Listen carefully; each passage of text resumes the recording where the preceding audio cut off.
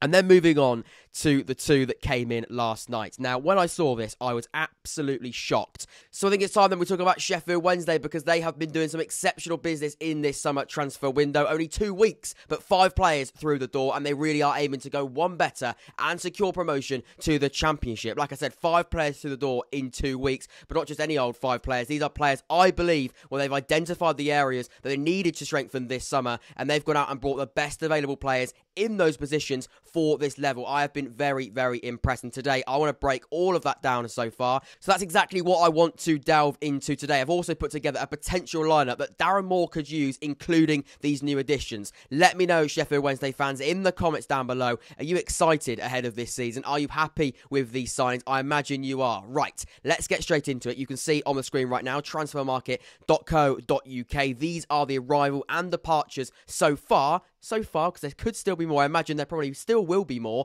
that Sheffield Wednesday could be doing in the window. But you can see on the screen right now, these are the players arriving and departing this summer. You can see, we'll start with departures first and foremost. Sadio Berahino has left the club after a season at Sheffield Wednesday and at Hillsborough. Sam Hutchinson, Shea Dunkley, 2 centre-backs, quite experienced centre-backs, have been released, along with the winger Mendes Lang, and also Joe Will-Smith, and the midfielder Massimo Liongo. I'm pretty sure that's how you pronounce his name. I could have absolutely butchered it. I do apologise.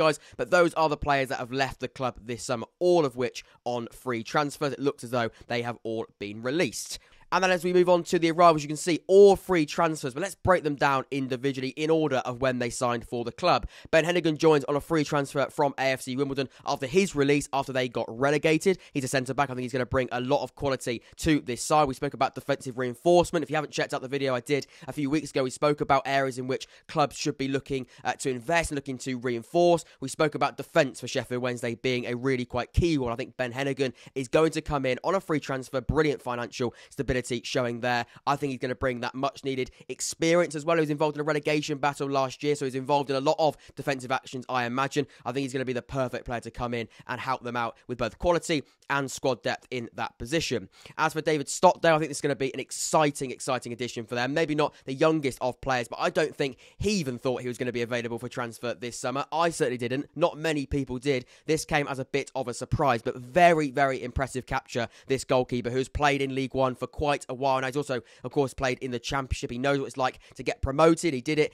with Wycombe Wanderers from League One to the Championship. I think it's 3 seasons ago now when he beat us at Wembley as an Oxford United supporter. I haven't forgiven him. But he's a very, very good goalkeeper. Like I said, he brings experience. He brings quality. I think his influence in the dressing room is going to be absolutely brilliant. Of course, last year they had a goalkeeper on loan. He's gone back to his parent club. I think what's happened here is I think Darren Moore's gone, look, we need to find a goalkeeper that we can trust, that we can rely on, someone that's maybe not going to give us 5 years, but he's certainly going to give you, 3, maybe 4 years at a push, but he's going to bring you that influence in the dressing room. It's not just about somebody that's a brilliant shot stopper, that's a brilliant goalkeeper. I think he will give you that, of course he will, but I think he's also going to give you that influence and that mentality where you know what it takes to get out of the league. I think last year they also, of course, got to the semi-final. They got beaten by Sunderland in the end, who, of course, got beaten, beat Wycombe in the final, but you could see that I think they maybe were missing that little bit of experience, that little bit of know-how to get out of the league. And I think David Stockdale really is going to offer them that. I think that's a really, really good signing. One that certainly, like I said, surprised everybody, but very, very impressive. And then Will Vualks from Cardiff City. In fact, I'm actually going to click on this man's name because I think he's going to be a really, really exciting addition for them. At the age of 28, he's going to be in his prime years, released from Cardiff City. He'll be joining at the end of his contract, the 30th of June this summer. You can see here, he can play in a variety of positions, defensive midfield. He also can play at centre-back and at right-back as well. We spoke about players as well that can be versatile. I think, we are going to look at the lineup, like I said, that I've put together in just a few moments' time, but you can see here, he's very, very versatile. He's going to bring that versatility to Wednesday. For Darren Moore needs options, because Darren Moore as a manager, but specifically, I think we're a side that wants to get promoted. We speak about the fixture congestion. We talk about the Christmas period when there's a lot of games in a short amount of time. Having players that can play in a variety of positions and be good in the variety of positions, that's always helpful. Someone like Vualks, I think, is going to do a very, very good job of that. You can see a brilliant defensive midfielder, but also someone that can play in the defensive third as well and help out with the depth. Very, very impressive. And as well, he's not coming in playing no games in the Championship last year. 36 Championship games, a total of 2,000 minutes, over 2,000 minutes, and 2 goals and 2 assists. But like I said, he's playing in the defensive area, so I probably wouldn't look too much into those goal contributions. But they are some very, very exciting stats there. And yeah, I mean, he's played a lot of game time. He's got a lot of game time in the higher division. He's now going to come down to League One. He's going to bring that. Again, it's similar. Even at 28, he's not the most experienced, but he's been around the blocks. He knows what it means to win football matches at this level. I think he's going to be a really, really healthy and I think positive addition to this Sheffield Wednesday side. I'm excited by this. I think this is a really, really good signing for them. And then moving on to the two that came in last night. Now, when I saw this, I was absolutely shocked. But not in the sense that I was like, how has Sheffield Wednesday gone and done that? Because you've got to respect the fact this is a football club that have been playing, at the highest level, during its history. It's got a brilliant fan base. It's a very, very big football club with, the stature behind it. So, of course, it's always going to have that pulling power. But these are two players that got promoted from League One last year. These aren't players that did well in League One 10 years ago and now come to finish their career at Sheffield Wednesday. These are players that did it in League One and did it very, very well in League One last year. So when I saw a double barrel of Rotherham additions into Sheffield Wednesday, I was absolutely, like I said, shocked, but also just, I looked at the squad list, and I keep speaking about the lineup. I'm going to, hold and do that in just a second. I don't want to tease many people more, but I can say that with these additions, this side does take a next level increase in quality and also experience as well. We'll start off with Micheal Smith, because he's somebody that last year at Rotherham, he was the vocal point, he was the striker that everybody was highlighting. Everybody was highlighting as a key man. He offers the strength, he offers the hold-up play, he likes to play with his back to goal, he can turn, he can shoot, the power that he offers as well. He's a brilliant poacher in that penalty area. He's a striker that I believe is that sort of striker you need to get out of the league. And they play quite prominently with the 3-5-1-2 or the 3-4-1-2 or the 3-5-2. Darren Moore likes to play with those two strikers. And again, we'll speak about who he could play with. I think Lee Gregory probably is that man last season, so he can play with him, maybe replacing Sadio Berahino, who also played there last year, or Callum Patterson, but again, he hasn't been given a lot of game time after last year. But he's somebody that's going to come in, and they needed goals after defensive reinforcements and highlighting the areas in the defensive third. I think we did sort of look at that squad and go, sort of, where's the next area? Identifying areas they need to be strengthening. It's players, where are we lacking in area in terms of numbers, in terms of players leaving the club, where are we sort of short for numbers, but also what have we struggled at last year? Identifying the areas. And I think if you can identify those areas, there's no reason why you can't go on and have a brilliant recruitment process in a window. And I think they've done exactly that. And with Micheal Smith, this is someone, like I said, that last year played 45 games in League One. You can see here, 45 games. He's been around the blocks. He's played for a variety of clubs, which is brilliant. He's going to offer that real experience as well. Like I said, he knows what it's like to play in this division, but also in the league above. 45 games last year, 18 goals and 6 assists, a total of 4,000 minutes. He's averaging 223 minutes per goal. Very, very impressive stuff. A total of 54, because of course he scored 5 goals in the EFL Trophy, in which they went on and won in the end, the Papa John's Trophy.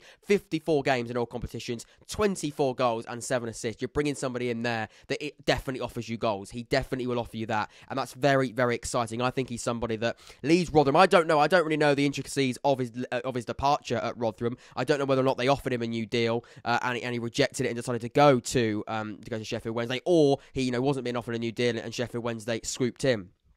But I think this is a really, really quite fascinating but aggressive signing. This is an aggressive signing where a club have clearly identified somewhere where they need to strengthen, and they've gone out and got someone that's proven at this level. We know the importance of having a proven striker to get you out of division, getting out of division like League One. I think Micheal Smith, you've got proof. When you sign a striker, it's, is he going to score goals? Is he going to be able to compete with the likes of, we've got some brilliant strikers in this league. Alfie May, Matty Taylor, George Hurst did it brilliant for Pompey last year. Of course, Will Keane did it brilliantly for Wigan last season as well. And then you go, well, we'll bring Micheal Smith in. I think and Micheal Smith, who we were talking about last year for Rotherham, and now Sheffield Wednesday have got their hands on him. People will talk about his age at 30. Is he a long-term fix? Not long-term, but he's not necessarily just a short-term fix, because the way that Micheal Smith likes to play is he doesn't need to be, 28 with the blistering pace, or 24 on the last man, being 20 yards away from the defender and sprinting past him, because that's not the way he plays. He's never played like that, and I think he knows at 30 years of age, he doesn't need to be, like I said, that young, quick player, because the way he plays, he's back to goal, he's strong, he's tall, he's brilliant in the air, he's got all of that attribute that he doesn't need to be, young, etc. He's not too old, because he can play that way. So you're probably going to get 3 years out of him. I don't know what the length of the contract is, but I think he's somebody that can come in right now and provide goals. And I think that's a really, really exciting addition for Sheffield Wednesday. Right, let's move on to the fifth and final signing, the one that got announced last night, someone that was in my team of the season for League One last year. And one thing I would say as well, these, like I said, will probably be players that I don't know the intricacies of the departure, but I imagine a lot of these players, I'd say at least 3, maybe 4 of the players they've signed would have had offers from other Championship clubs. They've decided to come to Sheffield Wednesday. And like I said, that's no disrespect to Sheffield Wednesday, because I understand the pulling power will always be there because of the size of the club, because of the history, and I imagine the ambition of Darren Moore and the people at Wednesday. But I would say is, Sheffield Wednesday probably won't be offering the money that maybe some other Championship clubs would be. Because if Michael Smith even leaves, or maybe didn't get offered a new contract at Rotherham, I imagine there'd be a few Championship clubs that would be wanting to sign him, because they know that he's a goal scorer, he's an actual goal scorer. But he's decided to come to Sheffield Wednesday, and that, I think, shows the project that they're trying to build here. That for me shows exactly the direction they want to go. They're signing players that are ambitious, that want to go and bring... they want to take the club to the next level. They want to be the heroes in this. Because if you get Sheffield Wednesday promoted, similar to Sunderland to an extent, if you get Sheffield Wednesday promoted, you are you're going to be loved by the fans. You're going to be loved by the fans. And I think these are players, for me, that, we'll talk about Michael Ihiekwe straight away. These are players that, like I said, he was in my team of the season last year. Michael Smith was unlucky not to be in my team of the season. These are players that are top players at this level. And for proof, you can't give any more proof than, well, last year they were absolutely exceptional. Absolutely exceptional, and got promoted, which is incredible.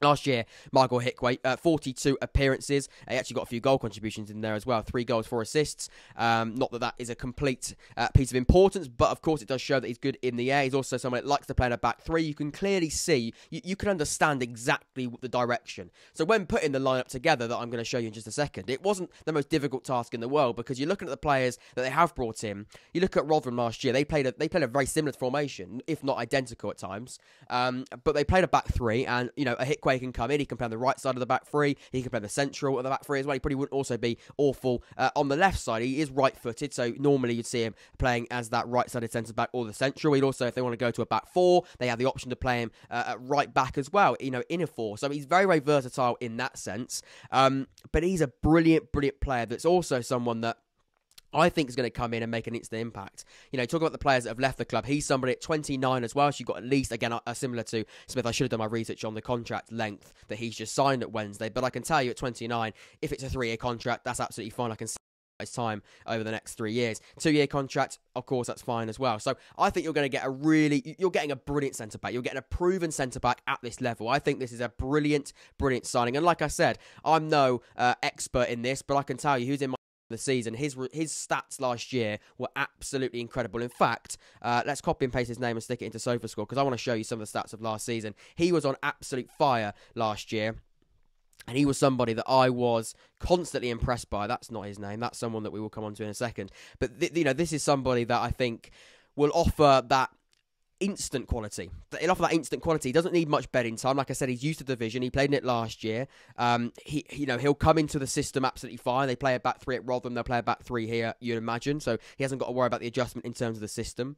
So there's a lot of different things. And at 29 as well, apparently he's a brilliant character as well. So I think he's absolutely fine. So on SofaScore last year in League One, 7.18 average rating, 42 games, as we've just spoken about. 3 goals, 3 assists on here, but I believe the other one was a cup goal. 20 clean sheets last year, 1.6 interceptions per game, 1.4 tackles per game, and 3.8 clearances per 90. So it's some very, very good defensive stats. It's sometimes quite difficult to look at defensive stats when a side finishes second in the league, because you'd imagine they're not involved in as much defensive action as other clubs would be. I'm interested to see Ben Hennigan's. But, you look at that and you go, I think this is absolutely fine. I mean, 6 big chances created. This is an absolutely exceptional signing. So, yeah, I'm very, very pleased for Sheffield Wednesday fans, because they, deserve this type of success. Not success, hasn't brought success just yet, has it? Let's not jump before we've really got there. But let's look at this from a place of, Sheffield Wednesday were in a lot of financial difficulty, hence why they're in League One. So, to start making these sort of statement signings, because they are statement signings, they really do deserve it. So,